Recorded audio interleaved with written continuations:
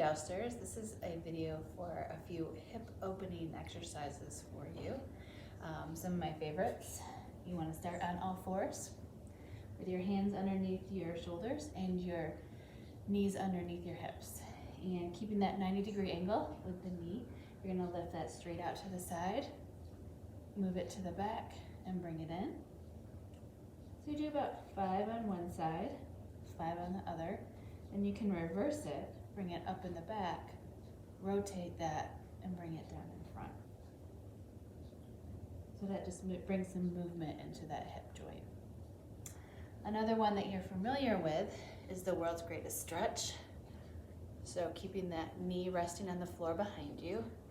This knee is forward, so you've got a nice stretch going for that hip flexor in the back, and then you're going to move this front leg back and forward, keeping yourself nice and tall here in the front, and just bringing some more movement into that joint.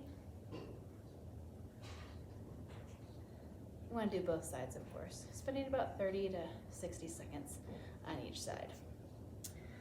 Another one would be to come down to the bottom of your squat, also known as our Sumo Squat. And notice here that we're not rounded into a spine curve. We're nice and tall. Using our elbows, we're going to press those knees out. Try to keep your ankles down or keep your heels down on the floor. And then just kind of move back and forth. Still pressing out with your elbows against the inside of the knees. Spend about a minute doing that. That'll apply some nice pressure to the hips. And then this final one, if you have healthy knees, you're going to sit with one shin facing this way and the other one behind you. Sitting nice and tall, trying to get both of your sit-step bones down on the floor. And then switch to the other side. And you can actually make that a nice even flow if you want. Starting here, trying to have this knee be as close to the floor as you can. This shin is down on the floor.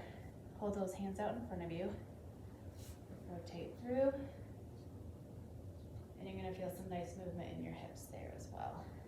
Your goal is to try to get both of your sit bones down on the floor here and keep yourself as tall as possible, even as you move through that range of motion.